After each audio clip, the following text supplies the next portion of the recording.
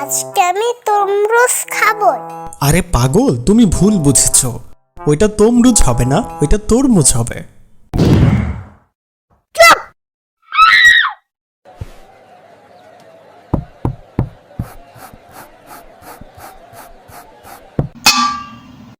না ভাই, এই তরমুজের আওয়াজ ভালো না, লাল হইব না। 50 টাকা লস দেওয়া যাইব না। ভাই, 50 টাকার তরমুজ আপনি 10 মিনিট ধরে চেক করলেন, আর কালকে যে বললেন না জেনে শুনেই হুজুকে ভোটটা দিয়ে দিবেন। আরে ধুরো, কি যে কন, ভোট তো একদিনের ব্যাপার, আর তরমুজ তো খাওয়ার জিনিস। মনে রাখবেন, পচা তরমুজের থেকে পঁচাত্তর দিনতি কিন্তু প্রতিনিধি কিন্তু অনেক বেশি ক্ষতিকর। একদম ঠিক। পচা তরমুজ খেলে 2-1 দিন যন্ত্রণা ভোগ করবেন, আর অযোগ্য প্রার্থী নির্বাচন করলে সেটার যন্ত্রণা ভোগ করতে হবে 5 বছর। তাই তো, ঠিকই তো বলছেন। তাইলে তো দেখা শুই না যোগ্য ব্যক্তিকে ভোট দিতে হইব। একদম ঠিক। আসাদ আঙ্কেল, একটা পাত্র দেখেছি। আচ্ছা ঠিক আছে, যাও, পাত্রে 1 কাপ চা নিয়ে এসো। আরে পাগল, ওই পাত্র এই পাত্র না, তুমি বুঝবে না।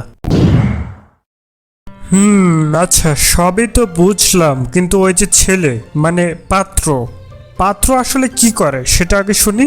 পাত্র খুব ভালো, ঘরের ছেলে, সবই ঠিক, কিন্তু একটু বেয়াদব আর কি।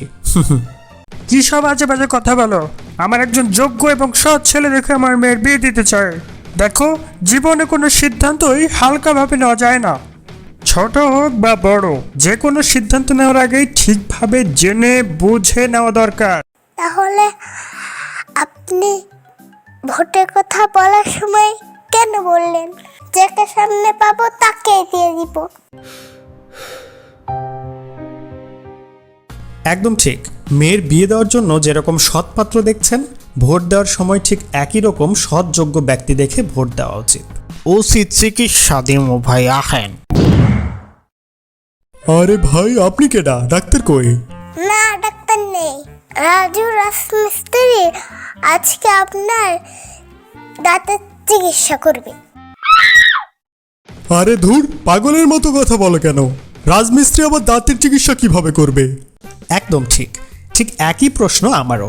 প্রশিক্ষিত এবং অভিজ্ঞ ডাক্তার ছাড়া যেরকম দাঁতের চিকিৎসা হয় না, ঠিক একই রকম ভাবে সৎ প্রতিনিধি ছাড়া দেশের অগ্রগতিও সম্ভব হয় না। মানে ঠিক আসলে বুঝলাম না। বুঝলে বুঝ পাতা, না বুঝলে তেজপাতা।